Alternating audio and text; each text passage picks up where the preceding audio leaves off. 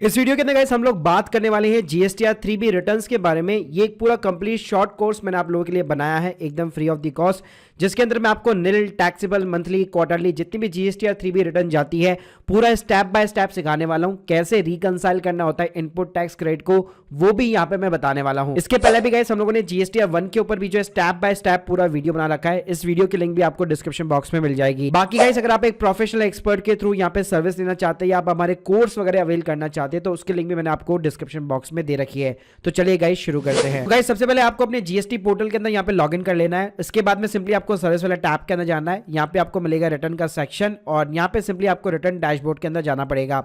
अब गाइस आपकी monthly filing है, क्वार्टरली फाइलिंग है, वो ऑलरेडी आप लोगों ने सेलेक्ट कर रखा होगा।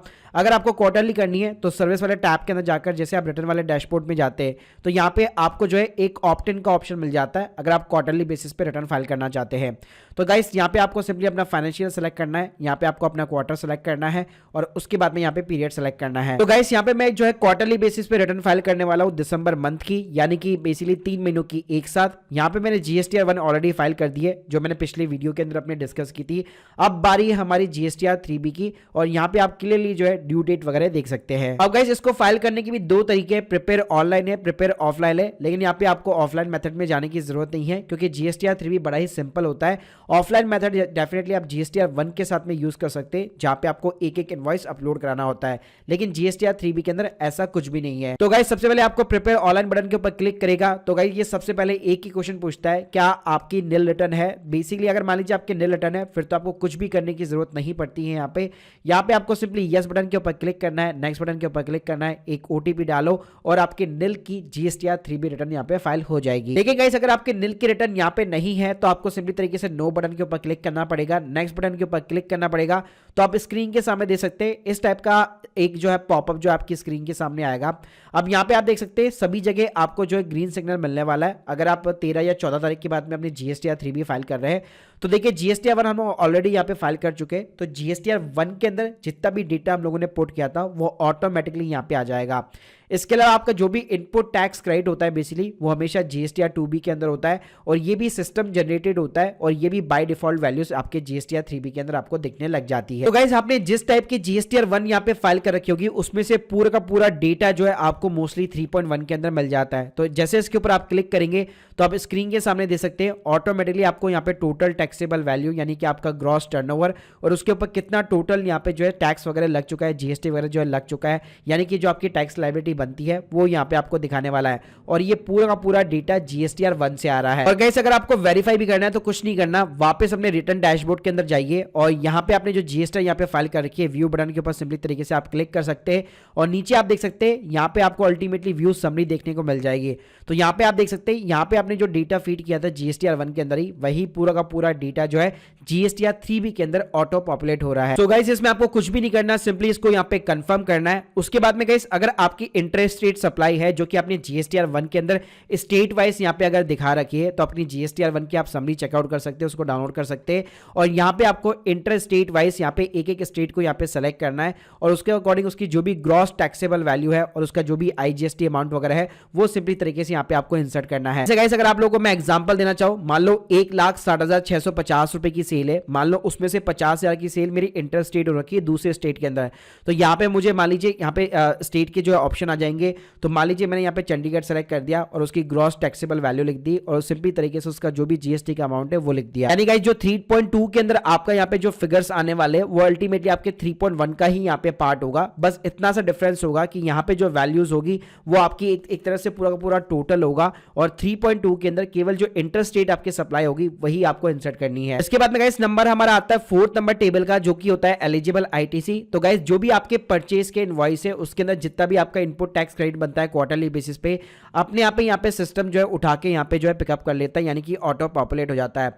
अब गाइस आपको यहाँ पे क्या करना है, यहाँ पे अगर आपको रिकंसाइल करना है कि मुझे ये इनपुट टैक्स क्रेडिट कहाँ से मिला है तो उसके लिए आपको जीएसटीआर 2B देखनी पड़ेगी। और गाइस वापस यहाँ पे अपना पीरियड सेलेक्ट करके यहाँ पे आप देख सकते हैं यहाँ पे आपको जीएसटीआर 2B का ऑप्शन मिल जाएगा। अगर मंथली है तो मंथली बेसिस पे भी चेकआउट कर सकते हो, वरना यहाँ पे आपको क्वार्टरली व्यू भी देखने को सिंपली तरीके से मिल जाता है।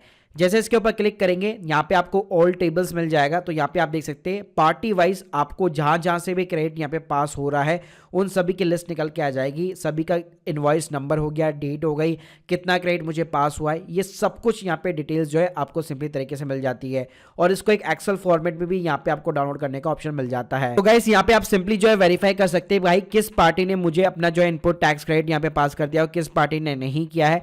और सिंपली तरीके से यहाँ पे आपका जो भी टोटल आ रहा होगा यही वैल्यूज जो है आपकी जीएसटीआर 3B के अंदर जो एलिजिबल आईटीसी है वहां पे ऑटो पॉपुलेट करके आ रही है। तो इस अमाउंट को सिंपली तरीके से आप वेरीफाई कर सकते हैं। और जिस पार्टी ने भी आपको अभी तक क्रेडिट पास नहीं किया है आप उनको जो है पूछ भी सकते हैं कि भाई अभी तक आपकी रिटर्न फाइल हो रखी है नहीं हो रखी है। आप अपने सीए से प्लीज कहिए कि मेरा जो परचेज इनवॉइस है उसका जो टैक्स क्रेडिट है वो यहाँ पे जल्दी पास करे। गाइस ये सारी चीजें रिकंसाइल करने के बाद में ये वैल्यूज आपको कोई भी छेड़छाड़ करने की यहाँ पे जरूरत नहीं है। जितना भी टैक्स क्रेडिट आपके लिए अवेलेबल होगा वो सिंपली तरीके से यहाँ पे ऑटो पॉपुलेट हो जाएगा। उसके बाद में गाइस यहाँ पे आपको आना है नीचे और यहाँ पे आप नीचे देख सकते हैं अगर कोई भी आपका इनएलिजिबल आईटीसी वगैरह होगा तो वो भी आजकल यहाँ पे आपका ऑटो पॉपुलेट वगैरह हो जाता है। उसके बाद में गाइस सिंपली तरीके से आपको कंफर्म करना है। तो गाइस ये कॉलम फिलअप करने के बाद में अगर आपका एक्सपोर्ट का बिजनेस है और आपने जीएसटीआर 1 भी जो है एग्जेम्प्टेड निल वाले गुड्स के अंदर फाइल कर रखी है तो उस केस में आपके लिए 5 वाला कॉलम रेलेवेंट है। और अगर आप ड्यू डेट के बाद में जीएसटीआर 3B फाइल कर रहे हैं तो 5.1 के अंदर अपने आप ही आपकी पेनल्टी वगैरह आपको देखने को मिल जाती है। आप गाइस कुछ नहीं करना, आपको नीचे simply save GSTR 3B button के ऊपर क्लिक करना है तो ये एक तरह से समरी जनरेट करके आपका सेव कर देगा। जैसे आपका सेव हो जाता है आपको simply proceed to payment button के ऊपर क्लिक करना है। गाइस यहाँ पे आपके जितनी भी टैक्स लायबिलिटी होगी वो अपने आप ही बेसिकली आपकी जो है इनपुट जो भी टैक्स क्रेडिट होगा उसके साथ में सेट ऑफ हो जाएगी। तो यहाँ पे आपको ज्यादा दिमाग लगाने की जरूरत नहीं है। पहले बेसिकली आपका आईजीएसटी यहाँ पे सेट ऑफ हो जाता है, उसके बाद में सीजीएसटी हो गया, एसजीएसटी हो गया, तो उसके अकॉर्डिंग ये सेट ऑफ हो जाएगा। और जितना भी एक्सेस का पेमेंट होगा वो यहाँ पे आपको दिख जाएगा। जैसे मेरे केस में तो यहाँ पे 0 है, लेकिन अगर आपके केस में यहाँ पे एडिशनल कैश रिक्वायर्ड के अंदर कोई भी अमाउंट आता है तो उस केस में आपको चालान के थ्रू यहाँ पे नेट बैंकिंग के थ्रू या फिर आप अपना जो है कार्ड्स के थ्रू यहाँ पे पेमेंट करके अपना जो है यहाँ पे क्रिएट चालान कर सकते हैं। तो गाइस अगर आप क्रिएट चालान के ऊपर क्लिक करेंगे तो अगर कोई टैक्स लायबिलिटी होगी तो यहाँ पे इन कॉलम्स के अंदर अपने आप पे फिलअप हो जाती है। और नीचे आप देख सकते हैं आपको NEFT, RTGS, over the counter और नेट बैंकिंग में ई पेमेंट के बहुत सारे ऑप्शन देखने को मिल जाएंगे। तो गाइस जैसे आपका यहाँ पे जो है चालान के थ्रू यहाँ पे पेमेंट वगैरह हो जाता है उसके बाद में यहाँ पे आपको make payment post credit to ledger के ऊपर क्लिक करना है। जैसे आप यस बटन के ऊपर क्लिक करेंगे तो आपकी जितनी भी टैक्स लायबिलिटी होगी वो यहाँ पे पूरी ऑफसेट हो जाती है। गाइस कुछ नहीं करना, सिंपली यहाँ पे आपको प्रोसीड टू फाइल बटन का ऑप्शन मिल जाता है। यहाँ पे सिंपली वेरीफाई कीजिए, अपना ऑथराइज सिग्नेटरी को सेलेक्ट कीजिए, एक ओटीपी डालकर सिंपली तरीके से आप अपनी जीएसटीआर 3B जो है सबमिट यहाँ पे कर सकते हो। Guys hope you like this video, please subscribe our channel. अगर आपको कोई भी सर्विस की रिक्वायरमेंट है या फिर आप हमारे प्रीमियम कोर्स लेना चाहते हैं तो लिंक मैंने डिस्क्रिप्शन बॉक्स में दे रखी है। बाकी अगर आप लोग के कोई भी डाउट्स है तो कमेंट बॉक्स के अंदर जरूर बताइएगा। Thank you guys, thank you very much.